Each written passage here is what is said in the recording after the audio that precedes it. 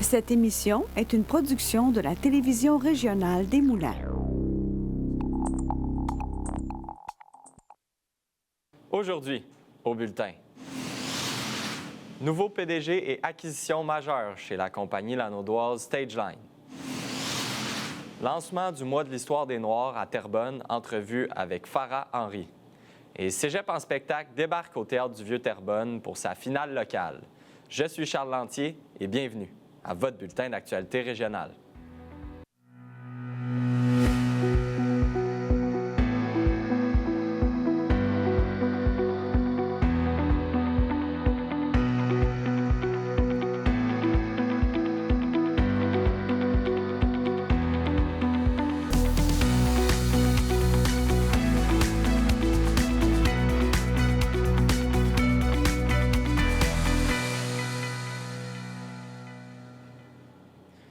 Bonjour, Mesdames, Messieurs. Dans les dernières semaines, l'entreprise spécialisée en scène mobile Stageline a annoncé qu'un nouveau PDG prendrait les rênes de l'organisation, en plus de l'acquisition de l'entreprise Scène-Éthique.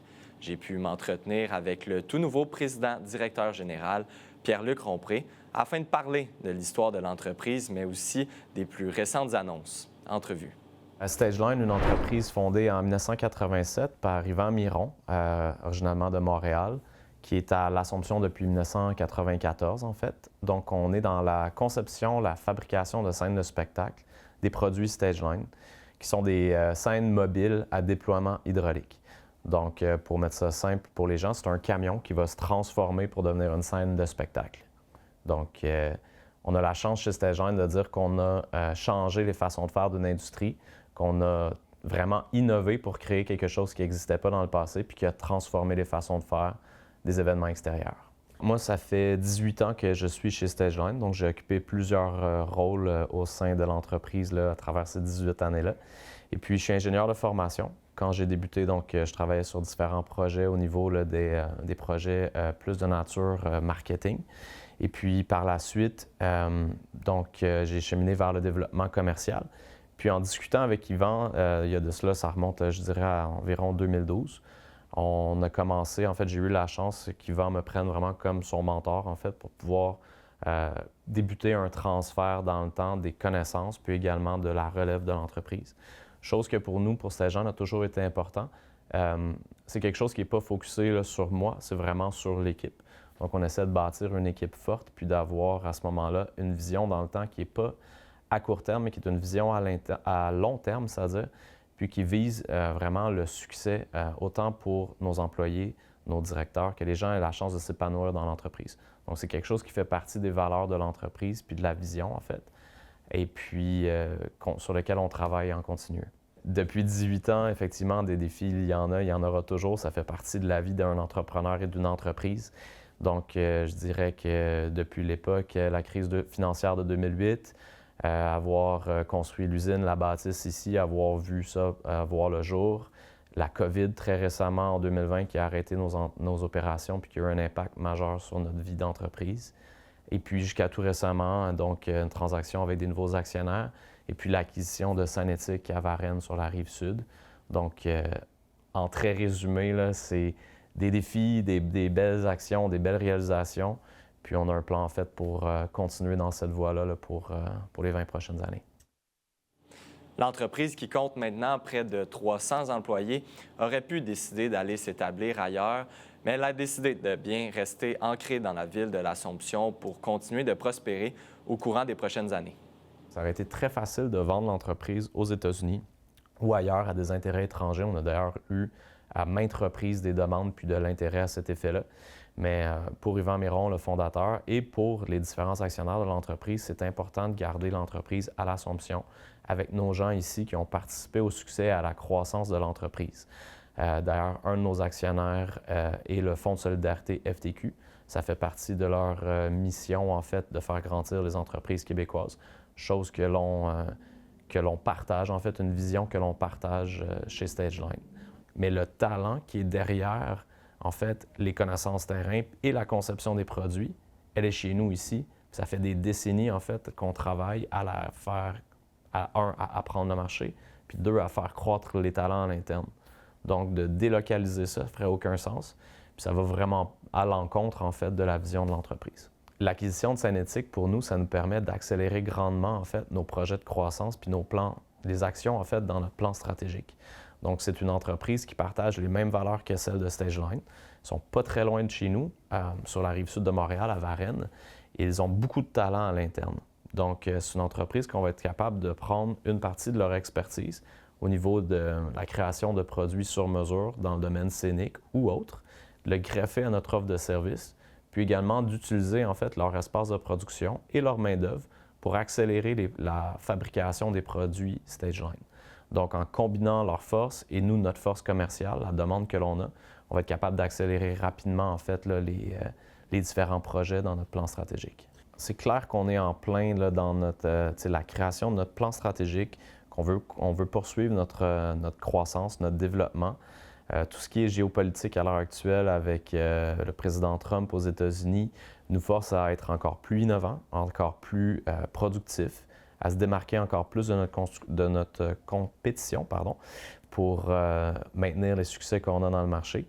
Donc, c'est sûr que pour l'avenir, ce qu'on va voir, ça va être de l'innovation, une prise de position plus marquée, c'est-à-dire dans le marché des États-Unis. On ne sait pas encore comment ça se fera, ça va dépendre vraiment de ce qui va être en place là, avec M. Trump. Et puis, de poursuivre nos efforts de diversification de marché également pour être de moins en moins dépendants aux États-Unis, qui présentement représentent 70 de notre marché de vente et de location.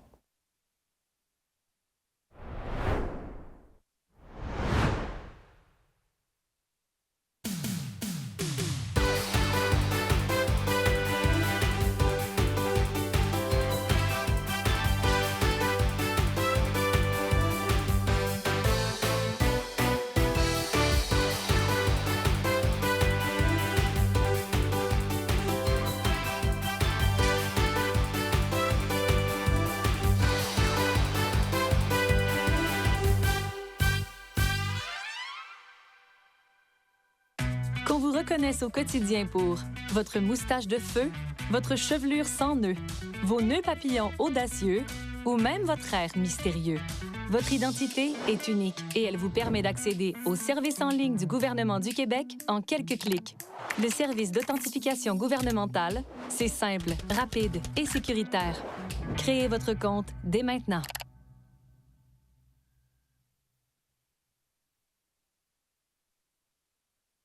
Bonjour, je m'appelle Jeanne. Je porte une jambe artificielle tous les jours pour marcher et courir. L'Association des amputés de guerre me donne les prothèses dont j'ai besoin pour faire du basketball, du soccer et de la randonnée en famille. Je peux faire tout ce que j'aime grâce à votre générosité. Quand vous donnez aux amputés de guerre, vous aidez les enfants comme moi. Merci!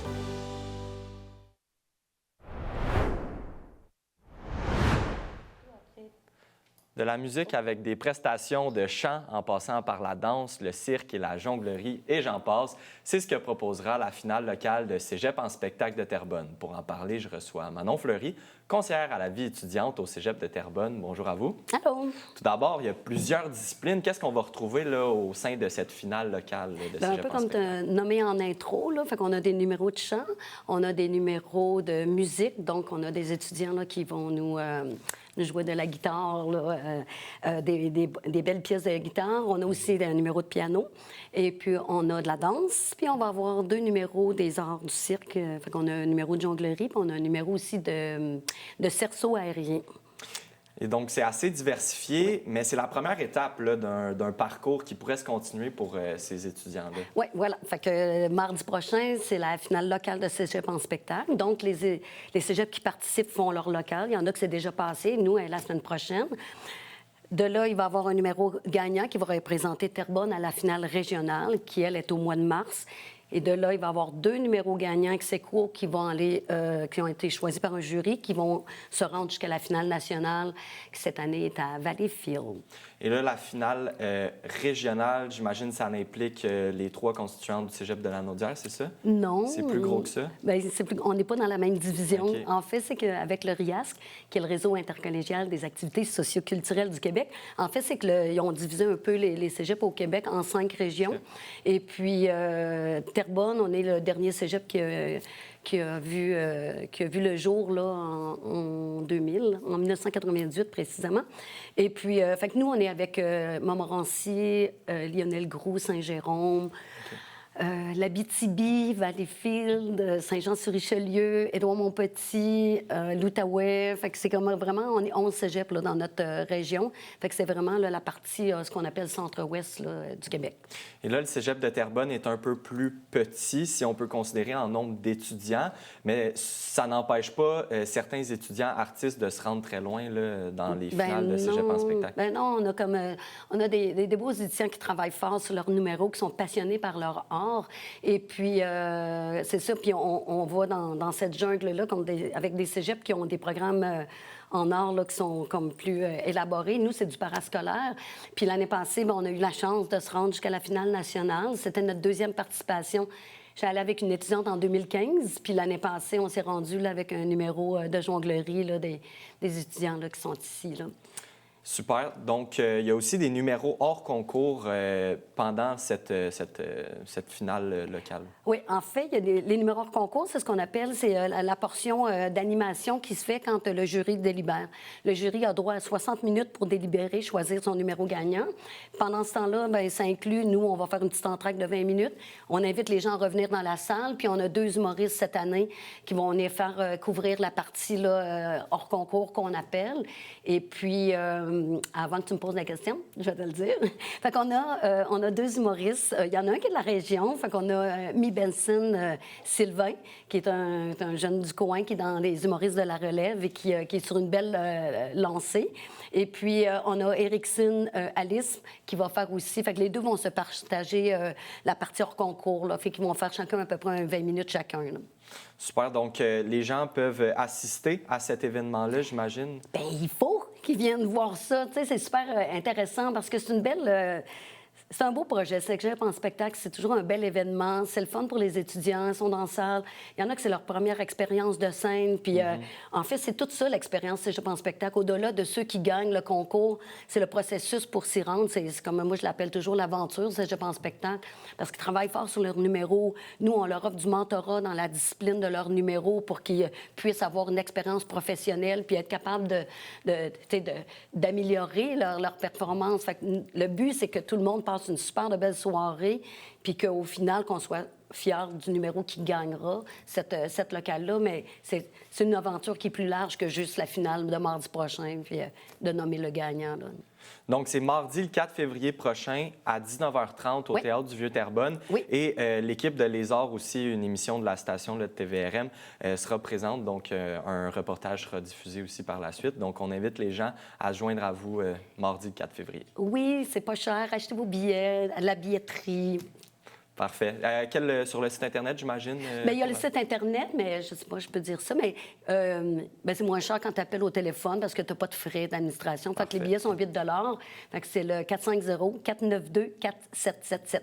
C'est bon, super. Merci beaucoup, Mme Fleury, Merci, pour ça me fait plaisir. le passage en studio. Merci.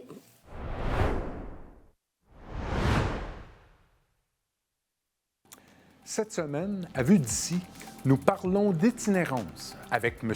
Bobby Harpin, chef d'équipe à la maison d'hébergement La Hutte, et Elisa Belnavis, policière et membre de l'équipe d'intervention de proximité du service de police de Terrebonne. Ensemble, nous tentons de faire le portrait de l'itinérance à Terrebonne.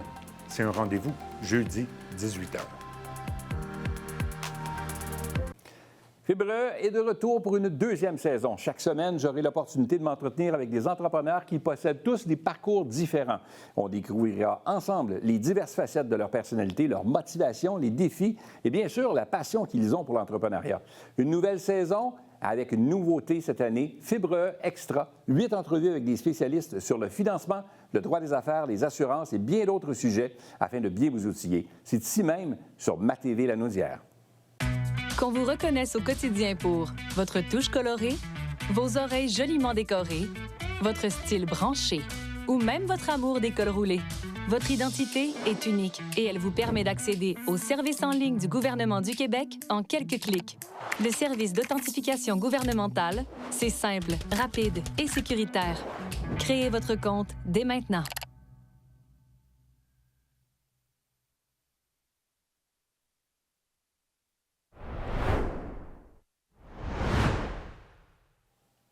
Le mois de l'Histoire des Noirs sera lancé dans les prochains jours et se déroulera tout au long du mois de février.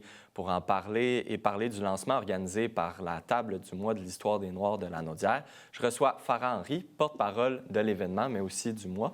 Madame Henry, tout d'abord, parlez-moi de ce lancement qui aura lieu ce week-end. Oui, c'est samedi. Il faut s'inscrire. Alors, vous allez sur le site du mois de l'Histoire des Noirs et ça va être un événement haut en couleur, comme on peut dire.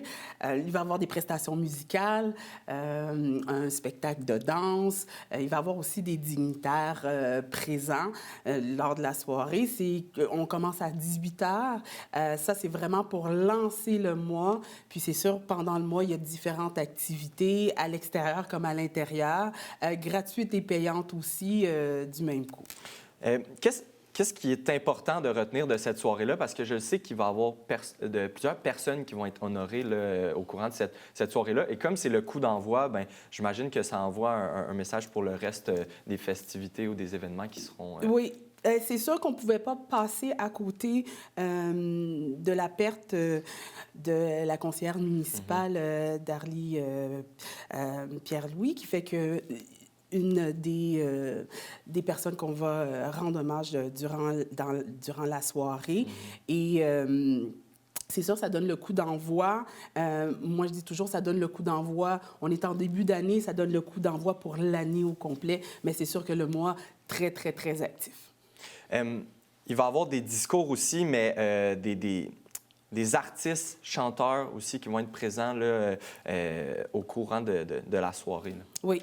Fait que je ne vais pas rater personne. On va avoir Richie J, qui est un artiste quand même, commence à être très international. Dernièrement, il a gagné un prix à Miami pour la musique haïtienne, justement, internationale, qui se démarque à l'international. On va avoir le groupe de danse Routine qui va être là. Puis je ne veux pas rater personne, c'est ça. Des fois, sur le coup, on se dit, oui, j'ai tout le monde. Il va y avoir aussi, on va manger, on va boire, on va s'amuser.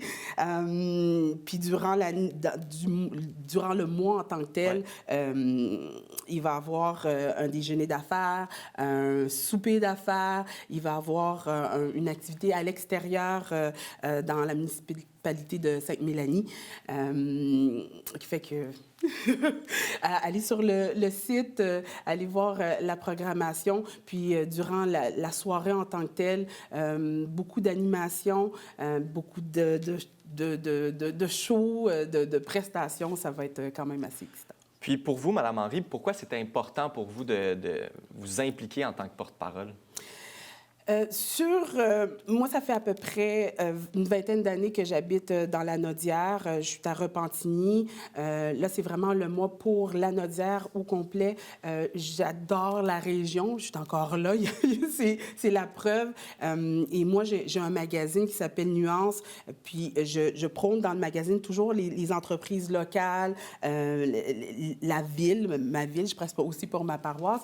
Mais j'aime faire découvrir Lanaudière parce qu'on parle souvent de Montréal, puis de découvrir, la diversité est partout, elle n'est pas juste à Montréal. Fait que c'est important pour moi de faire passer ce message-là. Et j'imagine, tout au long du mois, vous serez présente à certains événements et pour rencontrer les gens, j'imagine. Oui, bien, dans la plupart, je risque d'être là dans 99 des événements, oui, exactement. Parfait. Donc, pour le premier événement, en fait, ce samedi 1er février, 18h au Centre communautaire Angora. Et j'imagine que les gens peuvent aller sur le reste pour trouver le reste de la programmation sur le site Oui, Internet. exactement. Qui fait que les dates à retenir, le 1er, le 3, le 8, le 15, le 16 et le 22. Et le 1er mars, qui sera la clôture qui va se faire à Repentigny. Des festivités. Super. Bien, merci beaucoup pour votre temps en studio, super apprécié. Puis on souhaite aux gens de se joindre à vous pour les événements et d'être là le 1er février. Oui, exact, le 1er février au Centre communautaire. Exactement. Merci beaucoup pour votre passage en studio.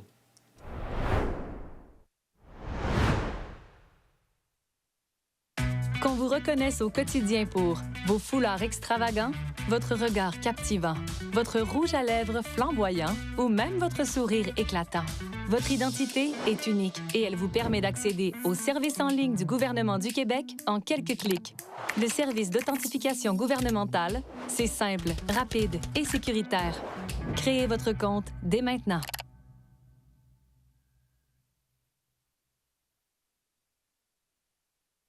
Rendez-vous sur le site de tvrm.ca.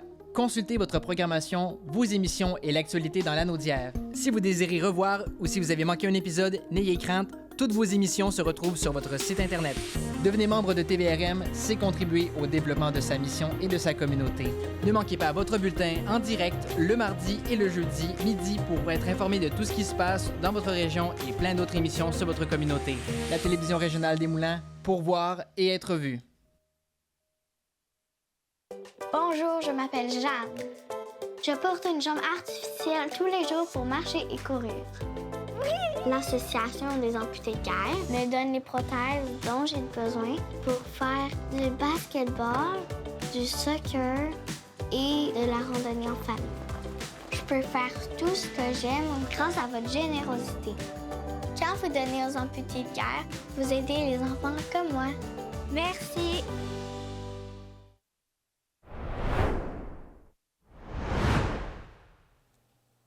Au cours du mois de février, la Fondation Jean Lapointe organise le défi 28 jours sans alcool et pour l'occasion, j'ai eu le plaisir de m'entretenir avec un des porte-parole de l'initiative, Jean-Marie Lapointe. Voici l'entrevue. Dans le cadre de cette entrevue, nous recevons Jean-Marie Lapointe afin de nous parler du défi 28 jours sans alcool qui se déroule tout le mois de février. Bonjour à vous. Oui, bonjour à vous. Merci de me recevoir. Ça fait plaisir. Tout d'abord, en quoi consiste le défi 28 jours sans alcool? Bien, la première chose, c'est que c'est une levée de fonds au profit de la Fondation Jean Lapointe, qui a été créée il y a 42 ans par mon père. Et l'argent qu'on récolte va à la Maison Jean Lapointe avec tous les programmes qu'on fait. Évidemment, la Maison Jean Lapointe, c'est une maison de thérapie où on rentre pour un problème de dépendance, mais on soigne aussi les proches, la famille, on accompagne les gens qui ont un proche qui est en thérapie à la maison.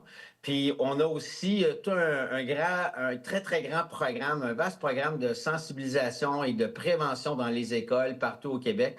Donc, c'est pour ça qu'on a un objectif quand même assez élevé de 900 000 $.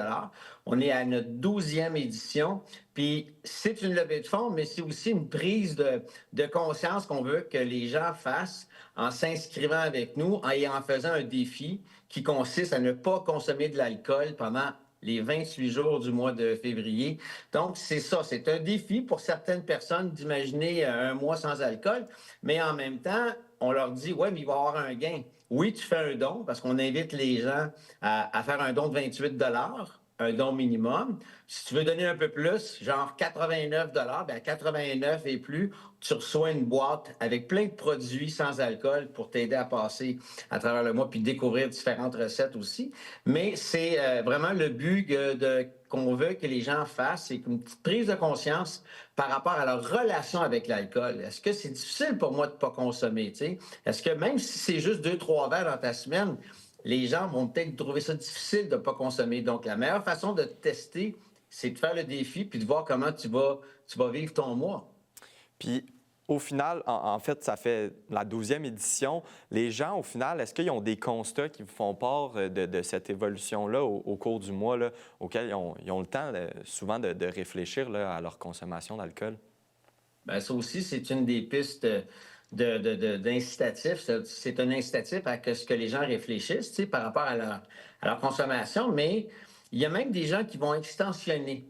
Le premier mois, finalement, ils réalisent qu'il y a beaucoup de gains à ne pas consommer.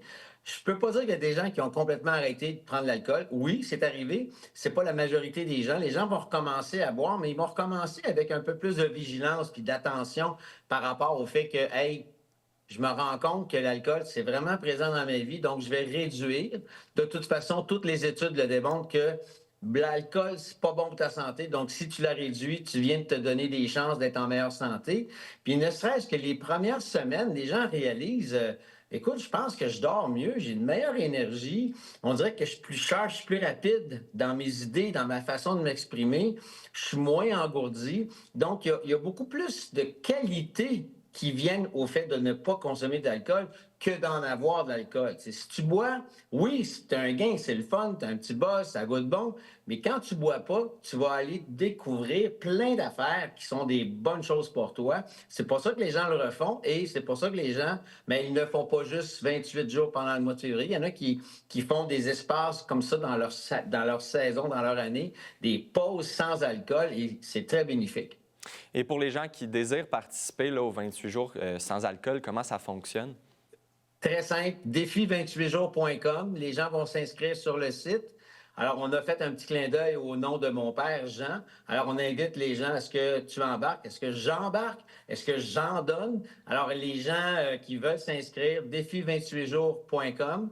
Ils s'inscrivent, ça coûte 28 $ pour s'inscrire, pour faire le défi. Tu peux te joindre à une équipe qui est déjà en place. Tu peux décider de te créer ta propre équipe ou tout simplement dire, écoutez, moi, cette année, je n'ai pas vraiment de problème d'alcool. Je ne pense pas vraiment boire, mais je veux faire un don et je vais supporter des gens. Mais je ne peux pas vous dire que je le ferai complètement le mois complet sans alcool. Mais on leur dit, regarde, même si tu veux tenter ta chance puis de l'essayer pendant quelques jours, une semaine, essaye-le.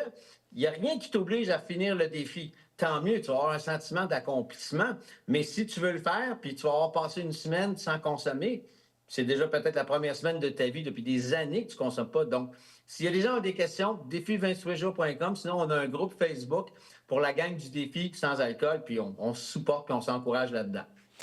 Merci beaucoup, Jean-Marie Lapointe. Les gens donc peuvent aller sur le web et sur votre groupe Facebook. Merci beaucoup pour votre temps. Bien, merci. Bon défi, puis bon mois de février à vous autres aussi.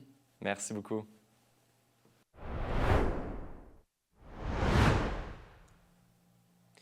C'est ce qui conclut votre bulletin d'actualité régionale. Merci d'avoir été des nôtres. On se retrouve mardi prochain. D'ici là, vous pouvez consulter le site Internet de TVRM ou encore notre chaîne YouTube afin de voir ou revoir nos émissions. Restez à l'antenne puisque c'est Fibre qui suit, animé par Pierre Berthiaume. À bientôt.